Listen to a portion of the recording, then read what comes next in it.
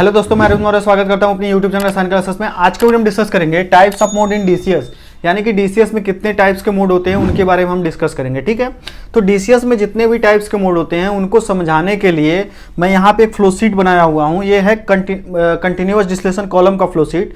तो ये flow sheet बनाने का पर्पज ये है कि आप चीज़ों को, जितने भी टाइप्स के मोड हैं उनको इंडस्ट्री से रिलेट करके समझ पाएं, यानी कि कंपनी से रिलेट करके समझ पाएं। इसलिए यहाँ पे हम एक कंटिन्यूअस डिस्लेशन कॉलम का फ्लो शीट बनाए हैं। तो इसकी हेल्प से मैं आपको समझाऊंगा कि डीसीएस में कितने टाइप्स के मोड है, तो इनका क्या यूज है, कैसे वर्क करते हैं, उनका क्या पर्पज है। ठीक है, तो देखिएगा, देखते हैं कि डीसीएस में कितने टाइप्स के मोड होते हैं। ठीक है, तो डीसीएस में मेनली 3 टाइप्स के मोड होते हैं। कौन कौन से? Manual mode, auto mode and cascade mode.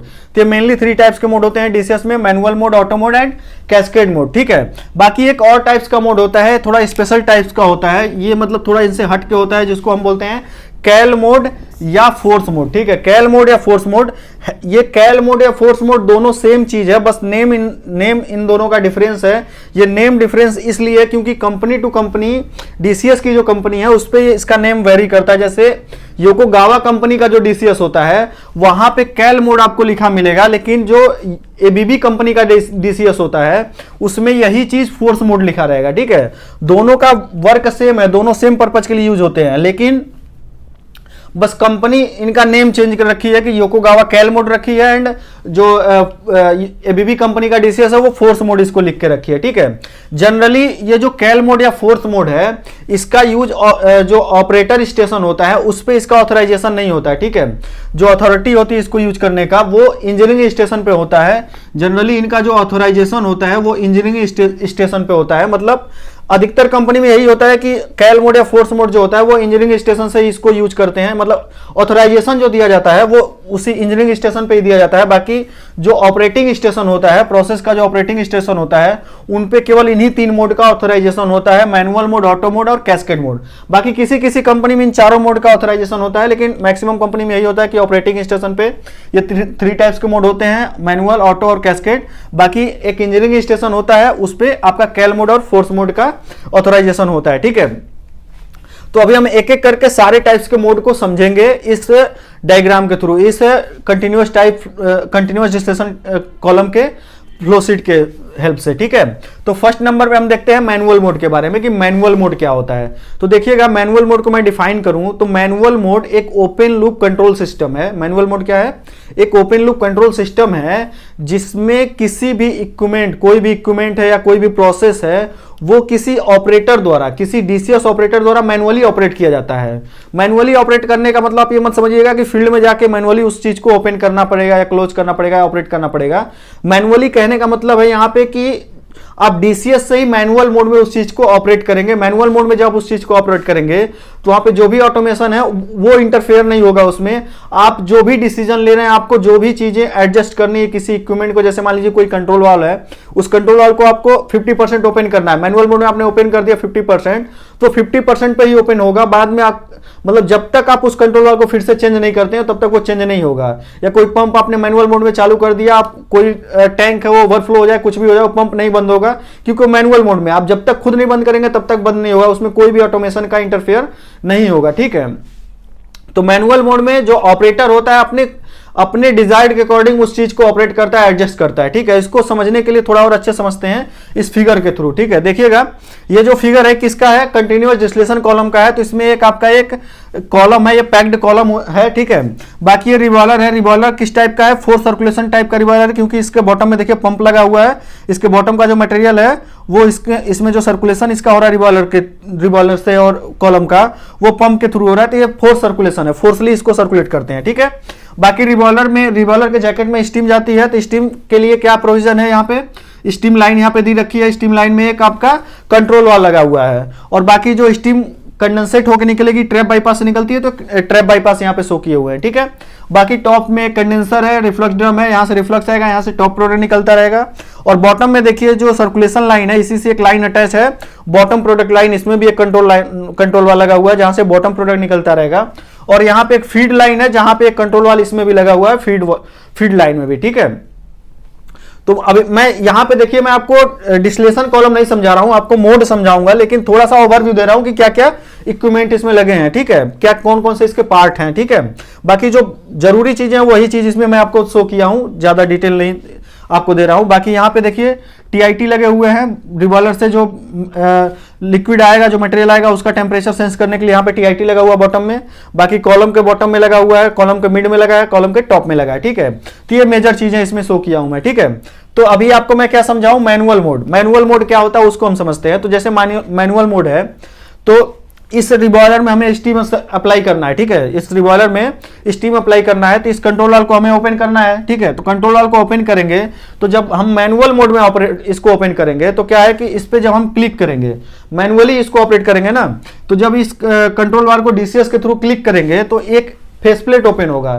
Face plate में मेजर चीजें क्या होती है वो मैं आपको बता दे रहा हूं। जैसे मान लीजिए आपका डीसीएस है, डीसीएस में कोई भी कंट्रोल वाल्व, कोई किसी भी टाइप का वाल्व, कोई ट्रांसमीटर, कोई पंप, कुछ भी खोलेंगे तो एक फेस प्लेट ओपन होता है, ठीक है। उस फेस प्लेट में जो मेजर चीजें शो करती हैं, मतलब शो करने के लिए बहुत सारी चीजें होती हैं, लेकिन जो मेन चीजें वो मैं आपको बता देता हूं। इसमें जो मेजर चीजें शो होती हैं वो क्या है कि आपका सबसे फर्स्ट टॉप पे निकलेगा मोड, दिखेगा आपको कि वो जैसे कंट्रोल वाल्व है तो मोड, दैट मीन्स कौन से मोड में है, वो ऑटो में है, मैनुअल में है, कैस्केड में है, किस टाइप के मोड में है वो यहाँ पे शो करेगा। उसका यहाँ पे सिंबल आपको शो करेगा कि मैनुअल में, ऑटो में है कि किस में है, ठीक है। बाकी उसके बाद नीचे उसके शो करेगा alarm status, alarm status show करेगा, ठीक है। अलार्म स्टेटस यानी कि जैसे मान लीजिए कंट्रोल वाल्व को आपने क्लिक किया था तो कंट्रोल वाल्व पे कोई अलार्म एक्टिव है कि नहीं एक्टिव है, वो चीज यहाँ पे शो करेगा, ठीक है। बाकी उसके नीचे जो मेजर चीजें होती हैं वो क्या आपका शो करती है, एक पीवी होता है यानी कि प्रेजेंट वैल्यू, एक एसवी होता है यानी कि सेट वैल्यू यानी कि सेट पॉइंट जिसको बोलते हैं, और एक आपका एमवी होता है। ये तीन चीजें होता है। एमवी यानी कि मैनिपुलेटेड वेरिएबल होता है, ठीक है। ये मेजर इतनी चीजें शो करती किसी फेस प्लेट में। तो आपको मैनुअल मोड में इस कंट्रोल वाल्व को ओपन करना है। तो कंट्रोल वाल्व ये देखिए बॉयलर में लगा हुआ है, स्टीम सप्लाई के लिए टेम्परेचर कंट्रोल करेगा। इसको टीसीवी मान के चलते हैं, या अभी ऑटो समझाएंगे तो आप समझ में आएगा। अभी कंट्रोल वाले इसको समझिए कि ये कंट्रोल वाला, इसको हमें ओपन करना है मैनुअल मोड में। तो क्या किए आप, इसको क्लिक किए, फेस प्लेट ओपन हुआ, फेस प्लेट में आपने उसको मोड चेंज किया, आपने मैनुअल मोड लिया। मैनुअल मोड में उसके बाद इसको क्या कमांड दिया आपने, इसका सेट पॉइंट दे दिया 50% ओपन का। तो सिर्फ 50% ओपन का आपने कमांड दिया, 50% एक कंट्रोल वाल्व ओपन हो जाएगा फील्ड में, ठीक है। तो मैनुअल मोड में क्या है कि आपने जो डिसीजन लिया, 50% का डिसीजन लिया, 50% ये वाल्व ओपन हो गया। अब स्टीम सप्लाई हो जाएगी, मतलब इसमें चालू हो जाएगी इस रिबॉयलर में। अब इस रिबॉयलर का टेम्परेचर बढ़ने लगेगा, इसमें जो लिक्विड रहेगा उसका टेम्परेचर बढ़ने लगेगा। अब वो टेम्परेचर चाहे जितना भी जाए, इस कंट्रोल वाल्व पे कोई इफेक्ट नहीं पड़ेगा, कंट्रोल वाल्व बंद होगा, कुछ नहीं होगा, क्योंकि आपने मैनुअल मोड में रखा है। अब आप जब तक खुद नहीं एक्शन लेते हैं तब तक ये कंट्रोल वाल्व ओपन ही रहेगा, ठीक है। तो बाकी और भी चीजें इंटरलॉक वगैरह होती हैं इसमें, सेफ्टी इंटरलॉक, लेकिन वो अभी मैं नहीं डिस्कस कर रहा हूं। अभी हम मोड डिस्कस कर रहे हैं, तो मोड के पॉइंट ऑफ व्यू से मैं आपको बता रहा हूं, ठीक है। तो क्या हुआ कि 50% ये ओपन रहेगा। अब ये 50% ओपन रहेगा, या आप 75% जितना भी ओपन कर दिए उतना ही ओपन रहेगा। ये ऑटोमेटिक चेंज नहीं होगा कोई। जैसे मान लीजिए कोई पंप है, पंप आप मैनुअल मोड में चालू कर दिए तो पंप चालू ही रहेगा, चाहे जैसे मान लीजिए कॉलम है, कॉलम पूरा खाली हो जाए, कुछ हो जाए, लेकिन ये पंप चालू ही रहेगा जब तक आप खुद ना बंद करें।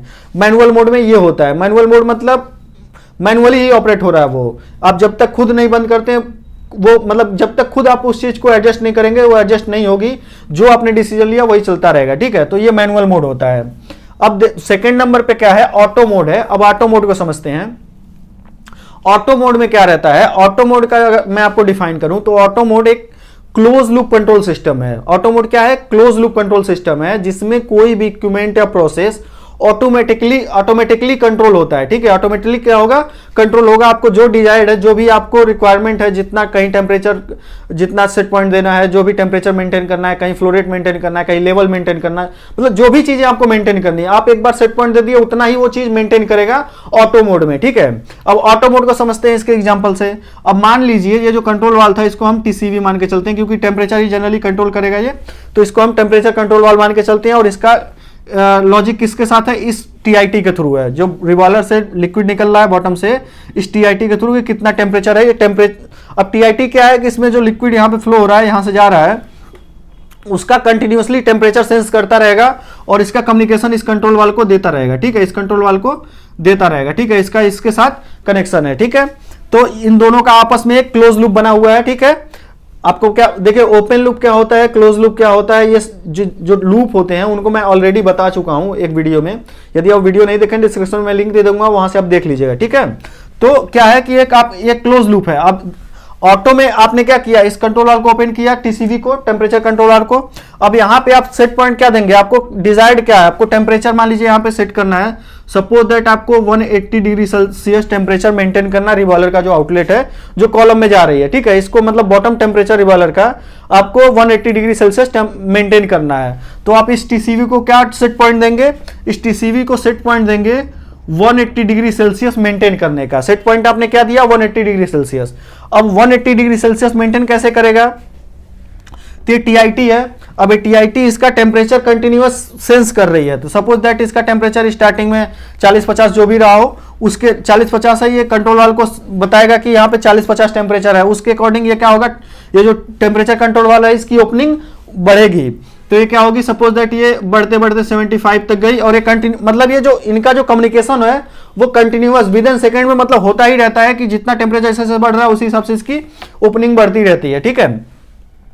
तो सपोज दैट कि आपका 75% ओपनिंग पे, इस कंट्रोल वाल की 75% ओपनिंग पे यहाँ पे आपका जो टेम्परेचर है वो 180 मेंटेन हो रहा है, मतलब 180 के नियर अबाउट, मतलब जैसे 178, 182 मतलब इस पे ये टेम्परेचर रीच कर रहा है, उसी पे ये मेंटेन हो रहा है, ठीक है। तो ऑटो में क्या हुआ आपका, मैनुअल में देखिए क्या था, मैनुअल में आपने जो कमांड दिया उतने पे ही ओपन था, लेकिन ऑटो में क्या हुआ, आपका सिस्टम ऑटोमेटिक कंट्रोल हो रहा है। आपको 180 टेम्परेचर चाहिए तो 180 ही टेम्परेचर मेंटेन रह रहा है, ठीक है।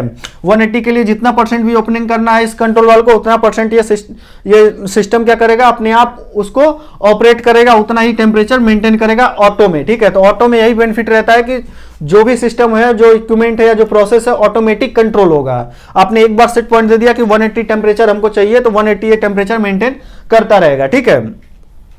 तो ये तो होता है auto mode. And third number पे क्या है आपका, कैस्केड मोड है। अब कैस्केड मोड समझते हैं। तो देखिए कैस्केड मोड को मैं डिफाइन करूं तो कैस्केड मोड वो मोड होता है जिसमें मोर देन 2 कंट्रोल लूप्स होते हैं। क्या क्या होते हैं, मोर देन 2 कंट्रोल लूप्स होते हैं, यानी कि मोर देन 2 कंट्रोलर्स होते ही हैं। कम से कम 2 कंट्रोलर होंगे ही होंगे, उस 2 से ज्यादा भी हो सकते हैं, ठीक है। तो कम से कम 2 कंट्रोलर होते ही होते हैं कैस्केड मोड में। और इनमें क्या होता है, एक प्राइमरी कंट्रोलर होता है, एक सेकेंडरी कंट्रोलर होता है। और हम जो सेट पॉइंट देते हैं सिस्टम को, वो प्राइमरी कंट्रोलर को देते हैं, और प्राइमरी कंट्रोलर का जो आउटपुट होता है वो सेकेंडरी कंट्रोलर का इनपुट बनता है। यानी कि जो प्राइमरी कंट्रोलर का आउटपुट जो प्रेजेंट वैल्यू रहेगा पीवी, वो सेकेंडरी कंट्रोलर का एसवी बनेगा, सेट वैल्यू बनेगा, ठीक है। ये होता है कैस्केड मोड में। अब इस कैस्केड मोड को इस एग्जांपल से समझते हैं। अब इसको समझने के लिए थोड़ा सा इसको हम कंपैरिजन करेंगे ऑटो और कैस्केड में। अब देखिए ऑटो मोड में जब था ये सिस्टम, अब ये क्या है, कंटिन्यूअस जेस्टेशन कॉलम है, तो कंटिन्यू फीड भी आएगा, कंटिन्यू बॉटम भी निकल रहा है, कंटिन्यू टॉप भी निकल रहा है, और कंटिन्यू स्टीम तो आपकी जा ही रही है। तो सपोज दैट आपका फीड जा रहा है, सपोज दैट यहाँ पे 10 टन पर आवर का इस कॉलम में फीड जा रहा है, ठीक है। 10 टन पर आवर का इस कॉलम में फीड जा रहा है। और आप ऑटो मोड में जब सिस्टम को डाले थे, इस ऑटो मोड में जब डाले थे, तो ऑटो मोड में आपने क्या सेट पॉइंट दिया था, 180 टेम्परेचर मेंटेन करने का सेट पॉइंट दे दिया था कि 180 इसको मेंटेन करेगा, इसके बॉटम को टेम्परेचर को, उसी हिसाब से इस कंट्रोलर को मतलब टीसीवी को ओपनिंग करेगा। सपोज दैट स्टार्टिंग में आपका इधर जो स्टीम का प्रेशर आ रहा था वो सपोज दैट 14 kg पर सेंटीमीटर स्क्वायर इसका प्रेशर था, स्टीम का प्रेशर था, ठीक है, जब ऑटो में ये था, ठीक है। अभी क्या हुआ, कुछ देर बाद चलते चलते ऐसा हुआ कि रिबॉयलर जो आपका बॉयलर है, बॉयलर में कोई प्रॉब्लम आ गई, ठीक है, या कहीं और स्टीम यूज होने लगी, तो आपका जो सप्लाई था, स्टीम का जो सप्लाई था उसका प्रेशर डाउन हो गया। सपोज दैट 14 kg से ये 10 kg पे आ गया, 10 kg पर सेंटीमीटर स्क्वायर प्रेशर आ गया। तो आप समझ रहे हैं कि जब किसी चीज स्टीम का जब प्रेशर डाउन होगा तो उसका टेम्परेचर भी डाउन होगा। अब 14 kg था तो 75% पे ये 180 मेंटेन कर दे रहा था, ठीक है, लेकिन अब 10 kg पे आ गया तो अब 75 पे मेंटेन कर पाएगा, नहीं कर पाएगा ना। तो अब क्या होगा, इसका टेम्परेचर धीरे धीरे डाउन होता रहेगा। अब इसका टेम्परेचर धीरे धीरे डाउन होता रहेगा, लेकिन आपका ये जो फीड है, फीड तो जाता रहेगा ना, क्योंकि ऑटो में आप इसको डाल के रखे हैं, और इसको भी मान लीजिए आपने इसको फ्लोरेट को ऑटो में डाल के रखे हैं कि 10 टन फ्लोरेट जाना चाहिए, ठीक है। तो अब ये क्या है, सिस्टम इधर से फ्लोरेट जाता रह रहा है, और इसका अब यहां से क्या हुआ, अब प्रॉब्लम क्या हुई कि स्टीम का प्रेशर डाउन होने लगा और इसको टेम्परेचर नहीं मिलने लगा और ये टेम्परेचर डाउन होने लगा। अब यहाँ पे अच्छे समझिएगा इस चीज को। अब यहाँ पे क्या 180 से क्या हुआ, टेम्परेचर डाउन होकर 160 आ गया। अब 160 आया और टीआईटी कंटिन्यू इसको कम्युनिकेट कर रहा है कि टेम्परेचर डाउन जा रहा है, और ये टीसीवी क्या कर रहा है, अपनी ओपनिंग बढ़ाते जा रहा है। अब ओपनिंग बढ़ाते बढ़ाते 100% ओपनिंग कर दिया, लेकिन 100% करने के बावजूद भी टेम्परेचर डाउन ही जा रहा है, या 160 आ गया, 150 आ गया, टेम्परेचर राइज अप नहीं हो रहा है। और टेम्परेचर राइज अप नहीं हो रहा और इधर से फीड आता जा रहा है, और फीड आता रहा है। तो स्टार्टिंग में क्या था, 180 पे तो मटेरियल वेपोराइज हो रहा था, लेकिन क्या होगा, जब टेम्परेचर डाउन होगा तो मटेरियल का वेपोराइजेशन भी कम होने लगेगा। अब मटेरियल का वेपोराइजेशन कम होगा तो कॉलम का लोड बढ़ने लगेगा। अब इसमें दो केस हो गए हैं, एक तो आपका मटेरियल आ रहा है और कॉलम का लोड बढ़ने लगा, और दूसरा स्टीम प्रेशर डाउन हो गया। अब स्टीम प्रेशर डाउन हो गया तो बॉयल अप होना बंद हो जाएगा, अभी कॉलम भरने लगेगा। अब जैसे जैसे लोड बढ़ेगा, अब स्टीम का प्रेशर तो डाउन ऑलरेडी है, तो आपका टेम्परेचर रीच नहीं होगा। आपका 180 जो सेट पॉइंट है वो 180 पहुंचेगा ही नहीं, कंट्रोल वाल्व तो 100% खुल जाएगा। अब जब ये ऑटो में था, तो ऑटो में रहने से क्या प्रॉब्लम हुई, अब यहां पे ऑटो में रहने से टेम्परेचर मेंटेन नहीं हुआ, 100% ओपन हो गया, तब भी टेम्परेचर मेंटेन नहीं हुआ। आपको क्या करना पड़ेगा, तब वो आपको देख के इसको फीड को कम करना पड़ेगा। आपको मैनुअली फिर से आप इसका सेट पॉइंट चेंज करेंगे। सपोज दैट इसको आप 10 टन पर आवर के हिसाब से सेट पॉइंट दिए इस कंट्रोल वाल्व को, तो आपको कम करना पड़ेगा ताकि कॉलम का लोड कम हो, कॉलम का जो लिक्विड है वो कम हो। तो 10 kg है, 10 kg पे ही कम फ्लो रेट पे इसको हीटअप कर पाए और टेम्परेचर मेंटेन कर पाए, ठीक है। तो ये तो ऑटो मोड में था। अब कैस्केड मोड में बेनिफिट क्या होगा इसी चीज में, अब कैस्केड मोड में मैं आपको क्या बताऊं, मोर देन 2 कंट्रोलर्स होते हैं। तो अब ये जो कंट्रोलर होगा, ये भी इसके साथ, इस कंट्रोलर और इस टीआईटी के साथ तीनों एक साथ अटैच होंगे। मतलब अटैच दैट मीन्स कि इनका एक लॉजिक बनेगा, ये तीनों का, ठीक है, तीनों का लॉजिक बनाया जाएगा कैस्केड मोड में। अब लॉजिक कैसे बना, अब लॉजिक में क्या हुआ कि अब 180 टेम्परेचर मेंटेन करना है, पीछे से स्टीम का प्रेशर डाउन हो गया, 180 टेम्परेचर नहीं मेंटेन हो रहा, कंट्रोल वाल्व की ओपनिंग 100% हो गई। तो कैस्केड मोड में जब सिस्टम रहेगा ना, तो वो समझ जाएगा कि हमारा ये वैल्यू रीच नहीं हो रही है, सेट पॉइंट हमारी रीच नहीं हो रही है, और कंट्रोल वाल्व 100% ओपन हो गया है। तो थर्ड ऑप्शन क्या है, थर्ड ऑप्शन यही है कि फीड रेट कम कर दिया जाए। तो ये अपने आप ऑटोमेटिकली, मतलब पहले जब ऑटो में सिस्टम था तब तो आपको देख के कम करना पड़ा, लेकिन जब कैस्केड मोड में रहेगा तो कैस्केड मोड में ऑटोमेटिकली क्या करेगा, ये कंट्रोल वाल्व जो था ये अपनी ओपनिंग कम करने लगेगा। ये जो अपनी ओपनिंग है, सपोज दैट पहले 50% ओपन था और 10 टन का फ्लो रेट जा रहा था, तो ये ओपनिंग कम करके क्या करेगा, इसको suppose that 60 ton per hour का फ्लो रेट देने लगा। तो फ्लो रेट कम करेगा तो लिक्विड कम रहेगा, तो कम लिक्विड को हीटअप कर सकेगा, कम स्टीम का प्रेशर। 14 kg क्या हुआ, 10 kg हुआ। तो उस हिसाब से कैस्केड मोड में आपका बेनिफिट क्या हुआ कि सिस्टम में अगर कोई प्रॉब्लम भी आई, पीछे से स्टीम का प्रेशर भी डाउन हुआ, टेम्परेचर डाउन हुआ, तो जो फीड जा रहा था कॉलम में, वो ऑटोमेटिक फीड भी उसी अकॉर्डिंग कम होने लगा। तो आपका जो ये कॉलम है ना, ये स्टेबलाइज रहेगा इससे। कैस्केड मोड में क्या हुआ कि आपकी एक्यूरेसी के साथ ये कॉलम स्टेबलाइज है, लेकिन अगर ऑटो मोड में रहेगा और ऑटो मोड में था और आपने स्टीम का प्रेशर डाउन गया, आपने ध्यान नहीं दिया, तो आपका कॉलम बैठ जाएगा, आपका कॉलम पे हीट लोड बढ़ जाएगा, फिर आप फीड बंद करेंगे, फिर आप थोड़ा कॉलम ड्रेन करेंगे, फिर आप फिर से इसको चालू करेंगे, क्योंकि कंटिन्यूअस कॉलम है। लेकिन कैस्केड मोड में बेनिफिट क्या हुआ आपका, कैस्केड मोड में बेनिफिट ये हुआ कि अगर स्टीम का प्रेशर डाउन हुआ, टेम्परेचर रीच नहीं हो रहा है, कंट्रोल वाल्व 100% ओपन हो गया है, तो ये क्या करेगा, फीड अपने आप को क्या करेगा, फीड रेट कम करने लगेगा, जिससे कॉलम हमारा कंटिन्यू चलता रहे और ये कॉलम पे लोड बढ़े ना, ठीक है। तो कैस्केड मोड में ये बेनिफिट रहता है कि आपका जो सिस्टम है वो एक्यूरेसी के साथ मेंटेन रहता है और ऑटोमेटिकली पूरा सिस्टम कंट्रोल होता है, ठीक है। तो ये होता है कैस्केड मोड। अब देख लेते हैं, लास्ट में आपको कैल मोड और फोर्स मोड बता देता हूं कि कैल मोड और फोर्स मोड क्या होता है। तो देखिएगा, ये जो कैल मोड और फोर्स मोड होते हैं ना, इनका एक तो चीज बता दिया कि कैल मोड योकोगावा कैल मोड लिखता है, और जो एबीबी कंपनी का डीसीएस होता है वो फोर्स मोड लिखता है। काम दोनों का सेम होता है। काम दोनों का सेम क्या रहता है कि जब हमें कभी कोई इंटरलॉक बाईपास करना हो या कहीं कोई मेंटेनेंस का काम करवाना हो, तो उस कंडीशन में काम आता है। जैसे सपोज दैट कि मान लीजिए आप इस कॉलम में 3 टीआईटी लगे हुए हैं, एक टीआईटी यहाँ है, एक टीआईटी यहाँ है, एक टीआईटी यहाँ है, और आपका स्टार्टिंग में यहाँ टेम्परेचर 180 का सेट पॉइंट डाले थे, 180 था, यहाँ पे आपका 170 मेंटेन हो रहा था, यहाँ पे सपोज दैट आपका 150 टेम्परेचर मेंटेन हो रहा है मिडिल टेम्परेचर कॉलम का, और कॉलम का top temperature 130 degree Celsius maintain हो रहा है, ठीक है। कितना, 130 डिग्री सेल्सियस मेंटेन हो रहा है, ठीक है। ये तीनों कॉलम आपका चल रहा है, लेकिन अचानक क्या हुआ, ये मिडिल वाला जो टीआईटी है ये खराब हो गया। अब मिडिल वाला टेम्परेचर खराब हुआ और क्या करने लगा, 150 एक्चुअल था लेकिन ये दिखाने लगा 200 डिग्री सेल्सियस, ये 200 डिग्री सेल्सियस बताने लगा। तो अब आप जानते हैं कि हर कोई भी सिस्टम रहता है और उसमें एक सेफ्टी इंटरलॉक रहते हैं। अब उसमें सेफ्टी इंटरलॉक कैसा है कि या तो ये टेम्परेचर एक लिमिट से ज़्यादा जाएगा तो पूरा सिस्टम बंद होगा या स्टीम बंद हो जाएगा, या मिडिल का ही टेम्परेचर ज़्यादा चला गया तो स्टीम बंद हो जाएगा। तो ये क्या हुआ कि आपका जब ये टीआईटी खराब हुआ 200 दिखाने लगा तो क्या हुआ, ये कंट्रोल वाल्व बंद कर देगा। इसको यही लगेगा ना कि ये टेम्परेचर इंटरलॉक है क्योंकि, तो ये कंट्रोल वाल्व बंद हो जाएगा। तो आपको क्या करना है, अब उस कंडीशन में आप इसको तो चेंज नहीं कर सकते तुरंत, तो टीआईटी चेंज नहीं होगा, तो आप इसको बाईपास करना पड़ेगा आपको। तो कैल मोड में क्या होता है, कैल या फोर्स मोड में उसमें क्या करते हैं, जो भी टीआईटी है मतलब जो भी ट्रांसमीटर है या जो भी चीजें हैं उसको आप या तो कैल मोड में डालिए या तो एबीबी कंपनी का डीसीएस है तो फोर्स मोड में डालिए, ठीक है। ये दो चीजें होती हैं, मतलब दोनों सेम चीजें हैं, पर्पस दोनों का सेम है, बस कैल मोड है एकोगावा का और फोर्स मोड है एबीबी कंपनी का। तो आप उसको फोर्स या कैल में डाल के इस वैल्यू को अपने अकॉर्डिंग जितना डालेंगे उतने पे ही सेट रहेगा। चाहे जैसे 200 हो गया था तो आपको आइडिया है कि नीचे का टेम्परेचर 170 है, ऊपर 130 है, तो बीच में तो 200 पहुंच नहीं जाएगा, ये तो जेन्युइन आपको पता ही चल रहा है। तो आपको पता लग गया कि टीआईटी खराब है और आपका इंटरलॉक लग गया, तो अब इस इंटरलॉक को बाईपास कैसे करेंगे, तो इसको आप क्या करेंगे, इस टीआईटी को फोर्स में डालेंगे, फोर्स में या कैल मोड में डालेंगे।